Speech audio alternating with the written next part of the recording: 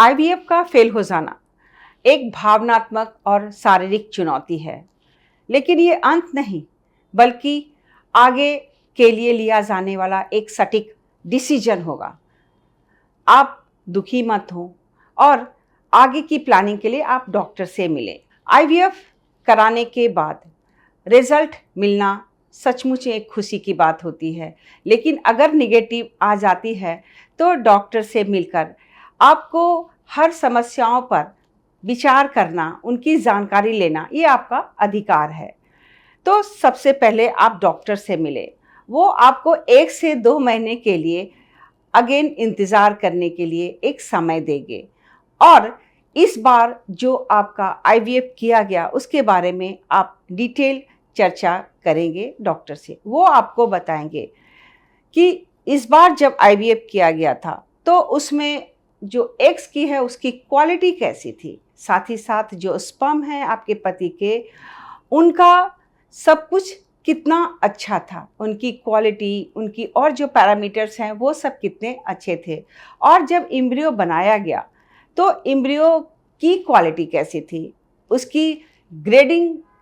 कैसी थी और साथ ही साथ किस मोड में आपका एम्ब्रियो ट्रांसफ़र किया गया, वो फ्रेश साइकिल था या फिर फ्रोजन साइकिल था, कितने एम्ब्रियो ट्रांसफ़र किए गए थे, वो 2 थे या 3 थे, वो जो एम्ब्रियो थे वो कितने दिन के थे, वो डे 5 के थे या डे 3 के थे, और साथ ही साथ उस दौरान आपको सारे एडजुवेंट दिए गए थे कि नहीं। बहुत सारे मेडिसिन्स होते हैं जो सपोर्ट करते हैं आईवीएफ के टेक्नोलॉजी को, और साथ ही साथ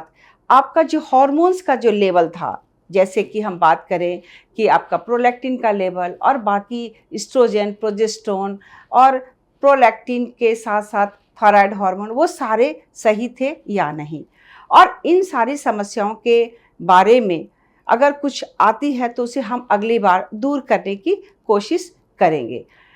साथ ही साथ इसके बाद आता है कि आपने एम्ब्रियो ट्रांसफ़र के बाद की जो सारी जो सलाह दी गई थी उसको आपने पूरी तरह फॉलो किया। सारी जो दवाई यहाँ चलती है ईटी प्रोटोकॉल के बाद, उसे आपने कितने ढंग से, कितने तरीके से आपने पूरे दवाई को सेवन किया। तो ये सारी चीज़ों पर बहुत गहराई से बात करना बहुत ही ज़रूरी है, इसलिए कि जब हम आगे प्लान करें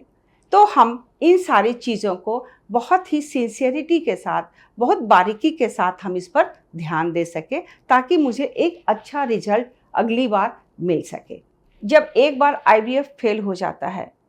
तो सेंटर की भी जिम्मेदारी बहुत बढ़ जाती है और फिर हमें इस बात का पता लगाना पड़ता है कि आखिर इसका क्या कारण हो सकता है। उसके लिए फिर हम दोबारा जो पिकअप करते हैं oocytes, उसमें हम जो मेडिसिन जो यूज़ करते हैं अच्छी क्वालिटी का अंडे बनाने के लिए, उसमें कुछ बदलाव लाना पड़ता है, उसके प्रोटोकॉल में चेंजेस लाना पड़ता है, और हस्बैंड का जो क्वालिटी है स्पर्म का उसको टेस्ट की जाती है। जैसे कि अगर डीएफआई हो उसको हम टेस्ट करते हैं, साथ ही साथ हमें ऑटो इम्यून डिसऑर्डर को टेस्ट करना पड़ता है, और साथ ही साथ कुछ और भी होता है टेस्ट, जिसे हम करने के बाद ही हम अगली बार के लिए प्रोसीड करते हैं। तो कुछ जांच को पूरा करना ज़रूरी होता है। कभी कभी रीलुक हिस्टोस्कोपी की भी ज़रूरत पड़ती है, ताकि इंडोमेट्रियम की लाइनिंग, उसकी वस्कुलरिटी, वो सारे सही है या नहीं, ताकि हमारा रिजल्ट अगली बार बिल्कुल ही परफेक्ट हो। अच्छा रिजल्ट पाने के लिए ज़रूरी है कि जब हम पेशेंट को प्रिपेयर करते हैं तो एम्ब्रियो ट्रांसफ़र के पहले कुछ मेडिसिन है जो उसे सपोर्ट करते हैं। अगर हम बात करें तो उसमें DHEA, CoQ10 और साथ ही साथ कुछ न्यूट्रिशनल सपोर्ट होते हैं, जैसे आर्जिनिन है जो उसकी वस्कुलरिटी को बढ़ाते हैं, एस्पिरिन है, और भी बहुत सारे मेडिसिन हैं जिसको पुनः एक प्रोग्राम के तहत उसे यूज़ करना है। और जैसे कि PRP होता है, उसे भी करना कभी कभी ज़रूरी पड़ जाता है कि अगर आपकी एम्ब्रियो मटेरियल की लाइनिंग अगर बहुत अच्छी नहीं थी ट्रांसफ़र के पहले,